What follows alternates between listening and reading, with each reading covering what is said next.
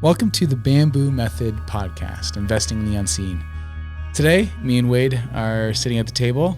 Yep. You moved from over there to over here. Yep. Welcome to this table. Thank you. It's good to be at this table. Today, we're going to be talking about perfection.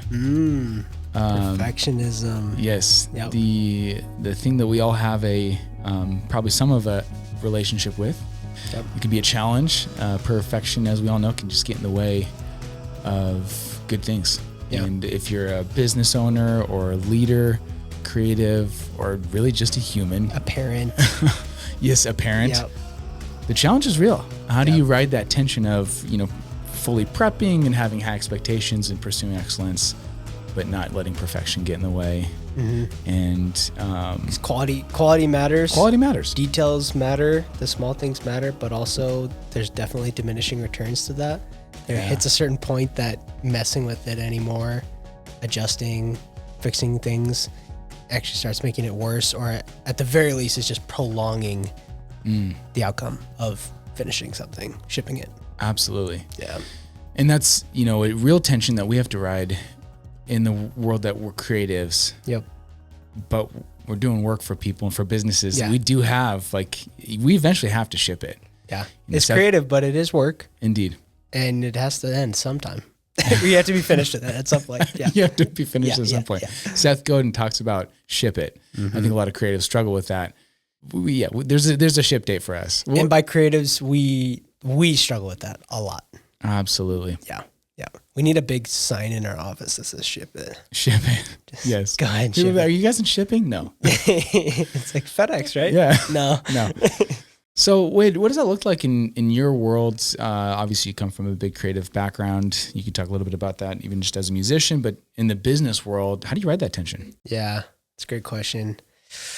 I think in terms of managing perfection, I think the only way I've found to really be able to manage it are deadlines for me personally. If I don't impose a deadline, it can be a real deadline. Like, we need this video by this event. Like we're showing this video at an event. That's a hard deadline. You have to meet that. But there are other things that's like, yeah, we need that video in the summer. We need, whatever it may be.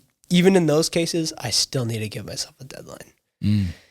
Because I can just keep tweaking and maybe adjust the levels here. And maybe, what if there's a better clip for that? Whatever it is, I could do that into oblivion and never finish.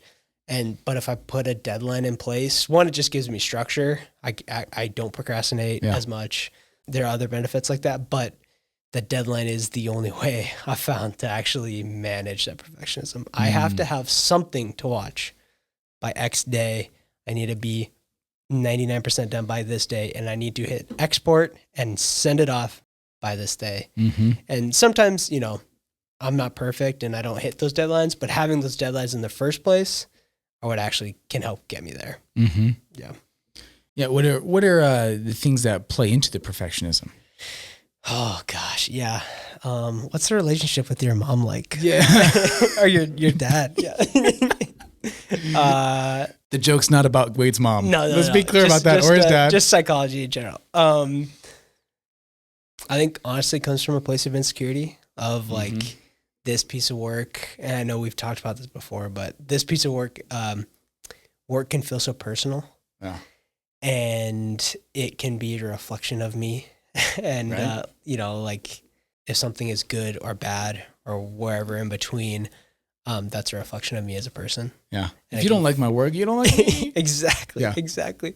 And it can feel so personal, especially in creative fields. And so I think that's a big piece of that for me personally is just that insecurity of like, this work isn't good enough. I'm not good enough, and those kind of interchange in my brain, not wanting to disappoint people. I never want to disappoint someone, especially if they're paying me. It's got to be, I have to be perfect. Those would be the big ones for me, would be disappointment, insecurity, stuff like that. Yeah. Yeah. Oh yeah. And I can identify with all that. I think, for me, I think you hit on a lot of really powerful aspects to it that one, I think structure is so necessary. If we don't give ourselves structure, in a lot of ways, there can be a big mess. But if we give ourselves deadlines and we give ourselves these expectations expectations, some structure to operate in, and external pressures that can move things forward. That helps a lot. I think having external perspective can be so helpful. Sure. I know, for me, many years I worked very siloed as a creative. Creativity is not meant to be a siloed thing. Yeah. Holy cow. Yeah. So even when we just started sharing an office, it was huge. The amount of times I was like, Wade, watch this. Am I crazy? Yeah. Am I crazy? Like, it's not even done yet. Just tell me I'm going in the right direction. Yeah. Yeah. He's like, yeah, that's in the right direction. Okay, good. And that outside perspective is just huge. For knowing that it's like going in the right direction. And then I think the internal battle that is a piece of that. And I think getting curious for me is like, there's a lot of narratives that go on of I don't want to let anyone down, and the fear of rejection. Yep. And the idea that if I do this one thing wrong, and there's a reality that it may not be up to standard. And I've shipped pleny of videos. And you have to be ready to face that too. Yeah, they were not good enough. Uh-huh. It's like, and there was some disappointment on the other end, or misalignment, or whatever it would be. And the world did not explode. Yeah. And you didn't have to retire or like find a new job. Yeah. It's like my move career, to a different town. Yeah. The career did not end. There's in many different ways there is recovery. Yeah. I can edit again. We can do another pass. Thank goodness. Yeah. Or worst case scenario, like that relationship ends. It's like things continue. Yeah. And I haven't had anything that, dramatic happen. Yeah. Have you ever had a project? I mean, something like that happen? Where it's like, okay, not that I know of. Over? No one's ever told me you screwed the pooch and we're done. Sure. Have you ever had a project fall through because of something like that? No, I mean, I've had people be disappointed. Sure. Same. Like, this wasn't what we had hoped it would be.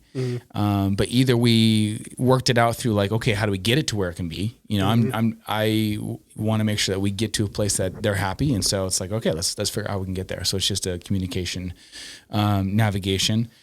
And I can't think of a time that we weren't able to get to that. Yeah. But there may have been times that I just didn't know about, Sure. and so that could be a reality. But it's there's obviously a lot of that internal aspect, but once you get the repetition of shipping it and knowing like, oh, it's okay. Because the world doesn't end. One, because, it probably is good enough. Sure. Many times. And if it's not, you're still good enough. Like that's okay. And you can get it there. And you can get it there. And that is such a part of the process of getting it there. So I think that's the biggest hang up that I've discovered is my fear of rejection, my fear of failure has gotten in the way of so much progress because then I just didn't ship it all. Yeah.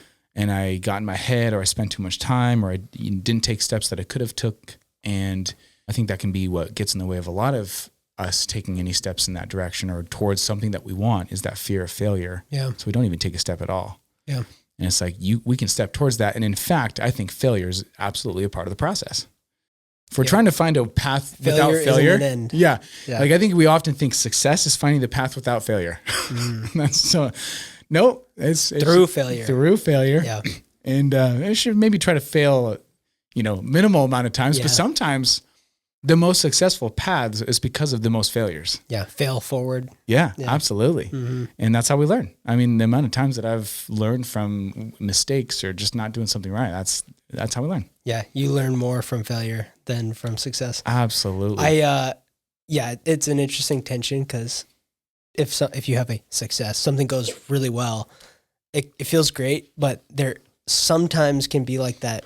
Why did it go well? Like, what was it? Was it, and whereas failure, typically you can diagnose what went wrong and learn from it and hopefully never make that mistake again. What's an example of you learning from failure? Learning through failure? Gosh. I can share one. Yeah. I was on a shoot and I should have hired an audio person, but I didn't. I thought I could do everything myself. And that's a first failure. But second failure, the real failure I need to mention is I was setting up audio, and I had they had a lav mic on. I also had a boom mic, two sources of audio, because I probably needed anyway, I had two sources of audio. I was relying on the boom mic to be my main one, and this was going to be like the backup. I just anticipated the boom mic being the better option. I didn't realize that the boom mic was not on. I didn't have phantom power on, and so it was not recording any audio at all. But I didn't know that because I didn't spend long enough checking, and I was just rushed, and I'm doing it all myself. And so I listen. I put the headphones on. I hear their voice. They're talking. I'm like, okay, it's working. Take the headphones off. I get my camera out. I'm operating the camera. And I didn't realize that what I was hearing was the lav mic. So that boom mic wasn't recording any audio. The lav mic died halfway through that shoot, and I didn't know. So not only was my boom mic not recording any audio at all, my lav mic died. And so I had to use very bad audio for parts of that film. Audio is so important, and I've never made that mistake again. I'll just say it that way. Yeah. I mean, over the course of my career, there's been a number of just like skill set developments that you learn. And that's a good example of learning the hard way. I've got a similar one. I did weddings for a long time, and I've had a couple moments, thankfully nothing super significant, but one time you've gotten lucky. Dude, I think the amount of things that have gone wrong for me. I'm like, you've never had this happen to you. Oh like, my how? goodness! And I don't love saying it out loud. I feel like now my time's coming. But never had card failure. Never lost cards. I've gotten very close. In fact, my organization of cards at times has been somewhat haphazard. Oh boy, don't get me started. And there's been times where I've lost cards, important cards from a wedding, like ceremony. Stuff like that, but I always found them. And one time there was a miscommunication between me and the person who was shooting with me on the toast recording, and I kind of got it all set up, and I was like, you go monitor. He thought I hit record, so then there was no audio of the toast except for what was from my camera, if anyone even knows a little bit about how cameras work and audio, and that's just not... They're not meant to record not usable, like far from on usable. Their own. Thankfully, like we were able to recover it well enough that you could hear the toasts well enough that we were okay to go. But yeah, never, now, I mean, you know me, whenever we're filming anything, almost always is a recording. Like I always text you, like I know you're monitoring it, but I'm always like, I got to make sure. Check again. Yeah. But I think some of the biggest things I've learned comes, obviously you learn a lot from the skill standpoint or logistics and checking in on stuff and making sure you don't make any mistakes like that, organization. But some of the biggest things I've learned is just communication, expectations. There's been a lot of projects where like the expectations were completely missed, and that was due to upfront communications and how do we be clear and how do we set expectations? How do we go in the right direction? And how do we really work together? And so I've, ended up in situations where I'm like, this was just a big miss. And it's because we thought we knew what was going on. I thought I knew what you wanted, or the whole thing can just, and so communicating on the front end can just be if you understand how to really communicate well, create expectations, contracts, have it be very clear. And I've done a lot of handshake agreements, and most of them have gone well. Some of them have not. Yeah. And for that reason, contracts are important. Yeah. How does we started this conversation off talking about perfectionism. How does communication play into perfectionism, expectations, all that? Oh, absolutely. I think a few things can play in there is just, again, you don't want to be rejected. Yeah. I think sometimes it's like, I don't want to do anything, have expectations. Oftentimes my lack of communication on the front end is because if I say these things, they may say no. And so I think it's better to just not say them. It at all. Yep. Which is so opposite, but in the moment it seems right. And it's because I'm feeling imperfect in what I'm communicating or offering. It's this feeling of I'm not perfect, or what I have to offer is not perfect, or how I'm saying it in any form or fashion is not perfect. So the answer is going to be a no, and I better not say it and just hope that everything just kind of works its way out. And that's just silly, naive, and ineffective, and has been a problem. And so, and it ends up being a lose for everybody. It's a lose that's for the everybody. Hardest thing. Not only is it like obviously not good for you and that, but it ends up being not the best for the client, not the best for the project. All that ends up being loose for everybody. Absolutely. Yeah. But if we can ground ourselves in reality that this is where I'm at, clarity and communication matter. And if it's imperfect, it's still better than no communication at all. Yeah. And so in every step, pursue excellence, but ground in reality. And don't let the pursuit of perfection get in the way of you taking a necessary step that's in front of you. Yeah. You mentioned contracts. What are other ways to keep that communication, the clarity, the number one priority? Yeah, obviously contracts are like an overarching, I don't know how many people actually read the contracts that we send them, but just a lot of email communications. I think it's also learning systems and structures we've started to implement, meeting multiple times with anyone who wants to work with us, just that we can have a lot of face-to-face time to really flesh out and communicate what's going to be going on, staying in contact. That's a big one that I can be better at. Yes. Wanting our clients to not have to be the one who reaches out. Right.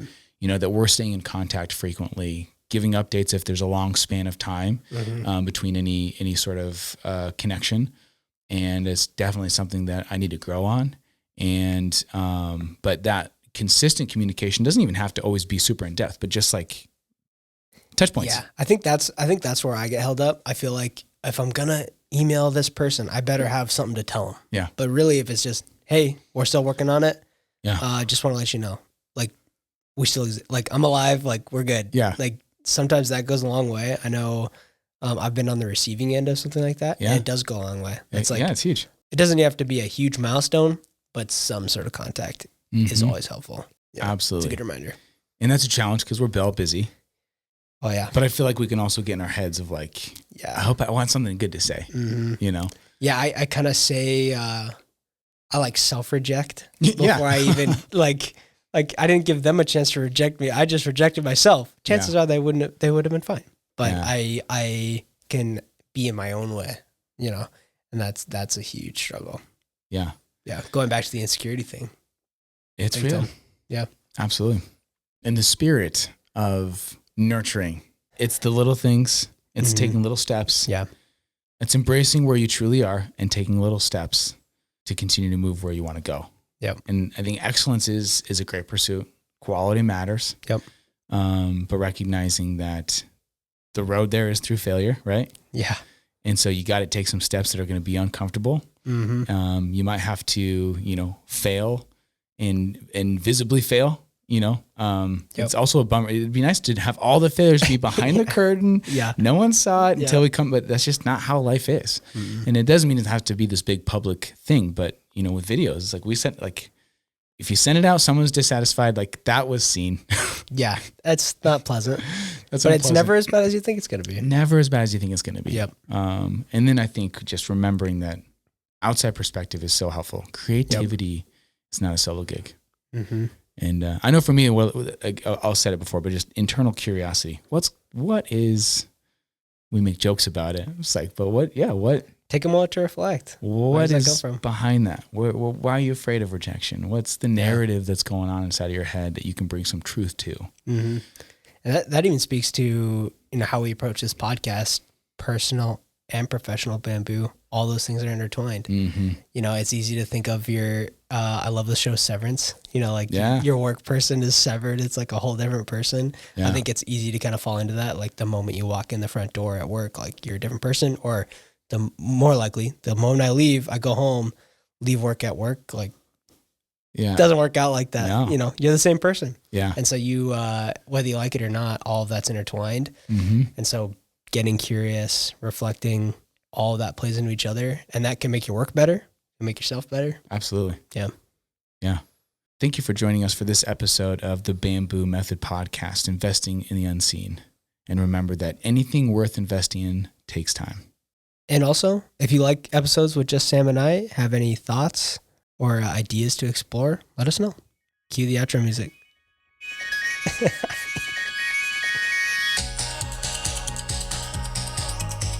Such a good song. Such a good song. Here's a sneak peek for the next one. When you do special things, it needs special instructions. There's so much forethought that goes into designing a home. So Key Sale is one-to-one, color-coded guides that you roll out at the job site, and it coordinates all the critical details that go into installing big specialty doors, big windows, anything specialty windows and doors. If you enjoy the music, there's a bit of meaning to that. Darren, if you're listening, we love you. We love you, Darren King.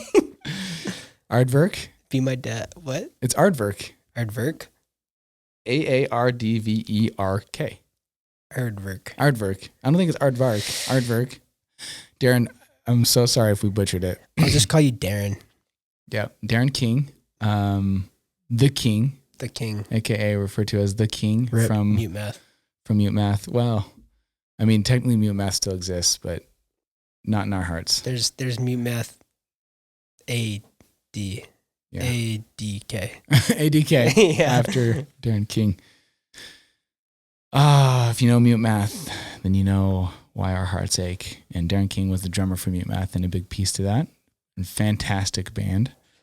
And Darren King still makes music, and that is Aardvark, what we use for our podcast music. Mm-hmm. And it's fantastic. Spent many a drum lesson trying to be like Darren King. Oh, and failing, so but trying. many. So many drum lessons, so many dreams. Just thinking I could tears. be like a lot of tears. Of joy. A lot of hard work. A lot of heartache. And joy and fulfillment and beauty. Sore left legs because of hi-hat splashing. Dude. The hi-hat splashing, man. Unreal. And those just like fast ghost notes. Some left-hand exercises to get those ghost notes really going. But might seem like a small piece, but it really is, for me and Wade, some of our entrance into creativity was music, and Mute Math was a big piece to that. So it's pretty fun to bring full circle into the Bamboo Method, an artist that has played a big part in our creativity, and it's a big part of the podcast and your experience. So yeah, music is so crucial to every project. Yep. Absolutely. Don't be a perfectionist. Use Mute Math. Use Aardvark music. And use Aardvark music. Actually, don't use it. Let us only use it. Yeah, no, it's ours.